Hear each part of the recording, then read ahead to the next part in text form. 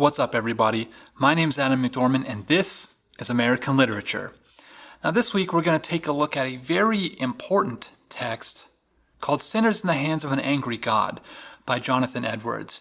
Now, as always, the best way for us to get the most out of this text is going to be to know a little bit about the author himself, to have some sense of the historical context that surrounds this reading, to take a look at a few key literary features of this text, and as always, we'll finish by framing a few big ideas that we will use as a lens through which to view this text. Jonathan Edwards lived from 1703 to 1758, and he was the one and only son that his parents had out of 11 children. That means he had 10 sisters, which is crazy to me. He was brilliant from a very young age. He read, he was curious, he explored the world around him, he learned multiple languages. By the time he was 13 years old, he had already enrolled in Yale College, and he ended up graduating 4 years later, valedictorian, age 17, of Yale College. So this is an extraordinary person we're talking about here. Like I said, he was interested in nature and science, and he really saw both of those things not as contradictory or opposing forces to one another, but rather as evidence of God's design. Many of Jonathan Edwards' contemporaries feared that science would pull them away from their faith and toward a deistic view of God. Now, deism at the time might best be defined as the idea that you can observe nature as a primary source of truth. Now, we've seen this play out in the hundreds of years since then as kind of an antagonistic relationship between science and religion. Now, we need to catch up on 100 years of history since John Winthrop and a model of Christian charity. In that time, America has grown from 4 colonies to 13, but that's not all good news. If you look at the population breakdown, you'll see that the European colonizers had grown substantially, from 4,600 to about 905,000. So huge growth in the number of people who are coming over to the new land, building these permanent settlements, getting deep into phase 2 of colonization, and starting to lay down foundations for something that is permanent. However, during this time, we see some of the darker aspects of American history played out in the numbers.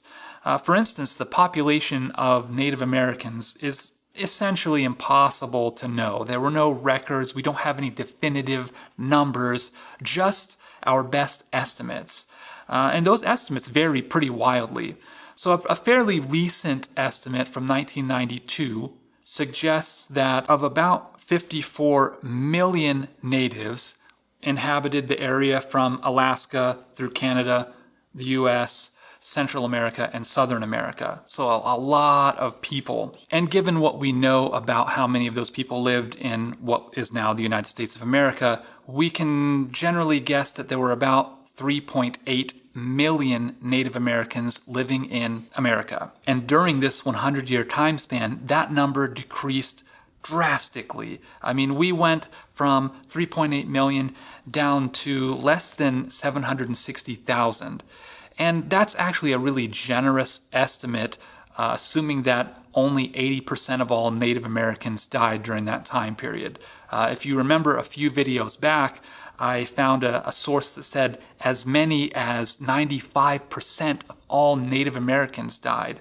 And that would put the number as low as 190,000. That's an insane number of people that died during this period of time. So while much of what we're looking at is really happy, exciting, let's go America, let's build something cool, let's make our utopian society, there's something bad happening.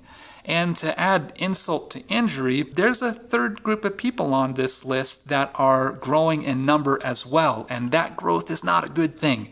The African population went from 60 people in 1630 to 105,000 by 1740.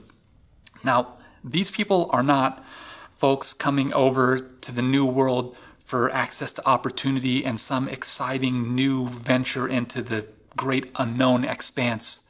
These are slaves. These are people who were taken against their will, who were sold, carried over in unimaginably terrible ways, and put to work here.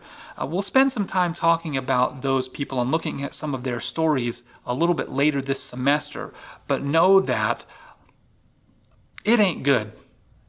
It just isn't. And that's the backdrop for what we're going to read this week. Now, the other part of this is that there are two really important movements that we have to look at to set the stage for what Jonathan Edwards is going to say in this sermon.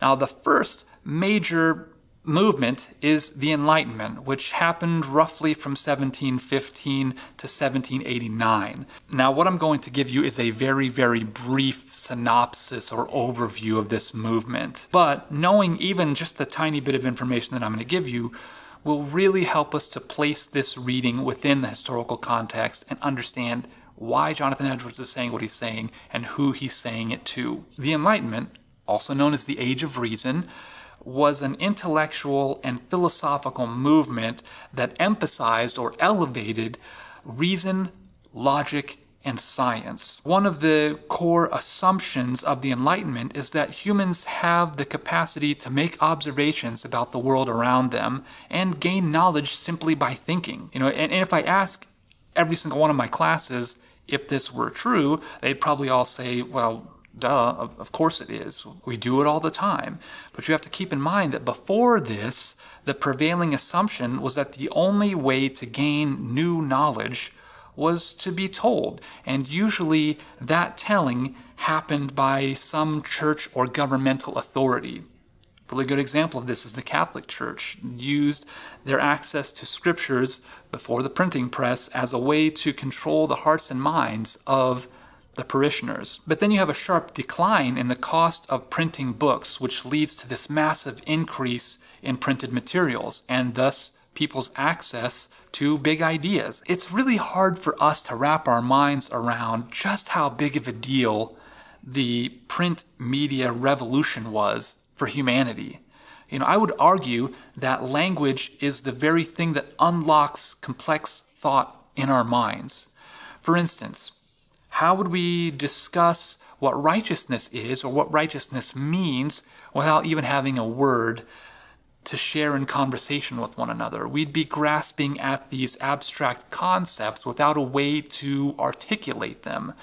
Language is really important. So in a very short period of time, people begin to have access to the materials that unlock their minds and their thoughts, opening them up to really big ideas. As a side note, next time your youth pastor is making you feel guilty for not reading your Bible, try to imagine a time before people had access to printed Bibles. People like you and I would not have been able to afford one of those hand-copied biblical texts to grow in our knowledge and understanding. And now I've got 3 copies of the Bible on this shelf behind me.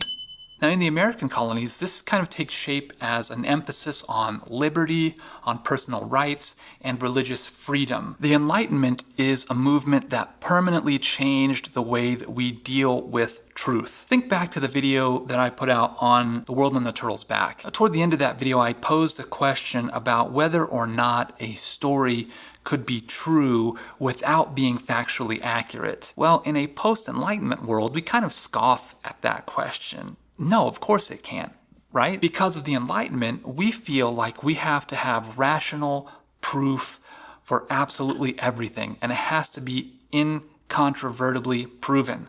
And in general, that's a good thing. Let's say, for instance, there's some sort of global pandemic that happens. If a bunch of people are getting sick and a cure comes out, I'd really like for that to be scientifically proven to be safe through clinical trials and studies so that I know that there's proof that this thing is safe and that I can take it and that it will be something that helps me. However, because of the fact that we live in a post-Enlightenment world, we tend to read everything through that lens, even things that predate the Enlightenment. For example, the Bible was written to an audience that didn't require scientific proof for the existence of miracles, because the earliest examples of what we would even call science didn't exist for hundreds of years after Jesus' time.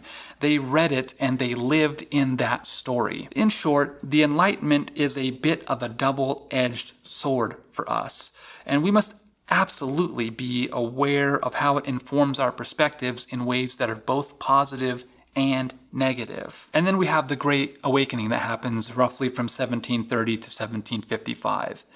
It's been about 100 years since William Bradford and John Winthrop came over to Massachusetts Bay and settled in these cities on a hill, if you will, these utopias of Christian virtue. All this time later, some believers are beginning to think that it's time to purify the faith once again, that we've become too comfortable in our church services, and that meant for them returning to Puritan orthodoxy or traditional beliefs. And so we have a revival of sorts that gets kicked off, and it's something that transcends all denominations across all 13 colonies. The movement in general railed against this cold practice of religious ceremony and called the believer to once again fervently seek God and run from the devil. A sermon like Sinners in the Hands of an Angry God really kicks this movement into high gear. So we have these two seemingly disparate movements,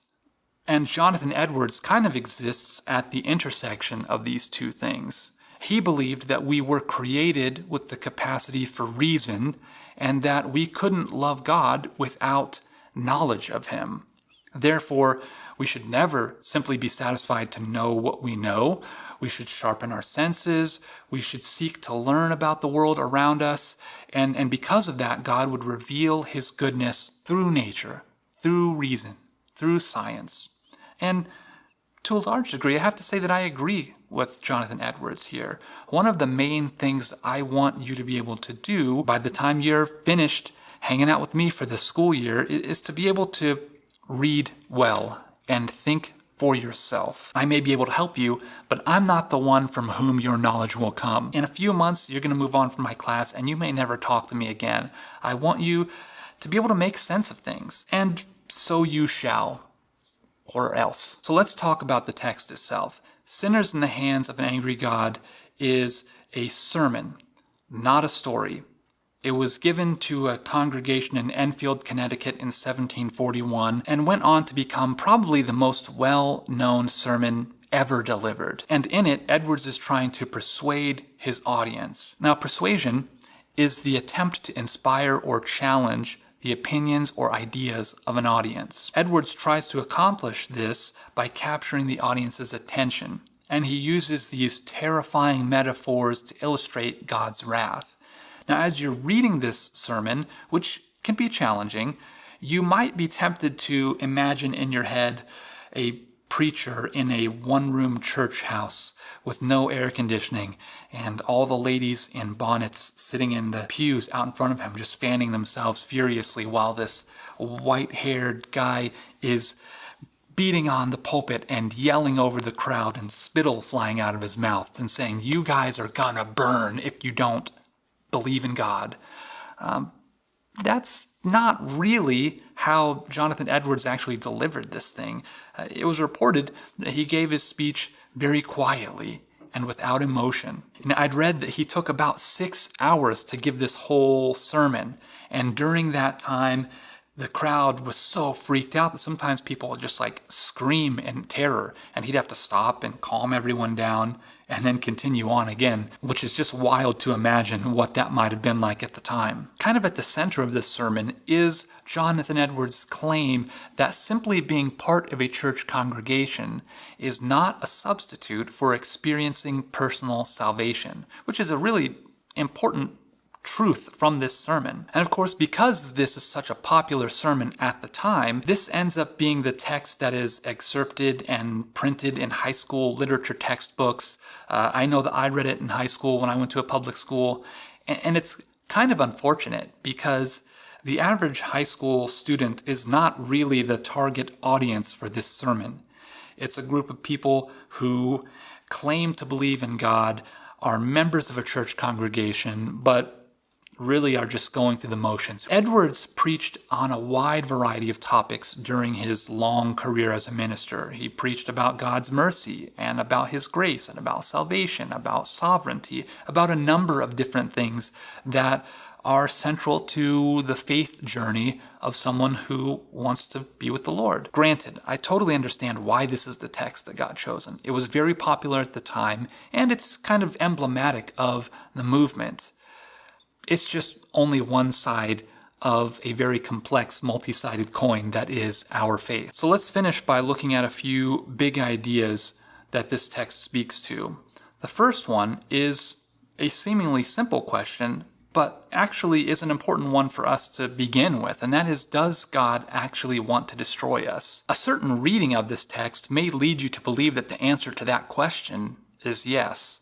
And I think that's something that we really need to discuss. The second question, and this is an interesting one, is how might a modern audience respond to this sermon? And I'm especially interested in how a teenager at a public high school might respond to seeing this, especially if they didn't grow up in a religious background. They're not familiar with terminology like salvation or sinning. This is like the one taste they get of some form of Christianity, albeit Puritanism from hundreds of years ago. And not only that, what about us? Are we the target audience? Are we the ones who have become so used to participating in these cold ceremonies that have no life to them? That's a valid question for us as believers. You know, when people hear about Christianity, they often end up reducing it down to avoiding hell and getting to heaven. You know, if you look at something like the NIV translation of the Bible, for instance, hell is only mentioned like 13 times. And yet, Christians are almost obsessed with the idea of hell. And there are a few important historical figures that we can thank for that, or perhaps blame, and Jonathan Edwards is most definitely one of those figures. Is the threat of hell an effective means of evangelizing to lost people in the modern era? This may have worked in 1741, but what about now? The last question is, how should we relate to truth? And this is a far more difficult question in my mind than the first two. You know, I often see Christians express a certain amount of skepticism about factual information, especially when we don't like what it is that those facts have to say. And then we bend over backwards to scientifically prove parts of the Bible that were written to a pre-Enlightenment audience. The Bible isn't simply a database of numbers and instructions that we're meant to look at and follow out. It is a grand narrative that ends on a bit of a cliffhanger. It's a story about God meeting humanity in all of its nastiness and nudging us toward the kingdom, sometimes in ways that we don't find particularly comfortable. So I want to end with this. Are we, in fact, sinners in the hands of an angry God? I sincerely hope that you take the time to struggle with this text, as difficult as it may be, and we'll get together and discuss it very soon. Until next time, guys, good luck, have fun, what a time to be alive.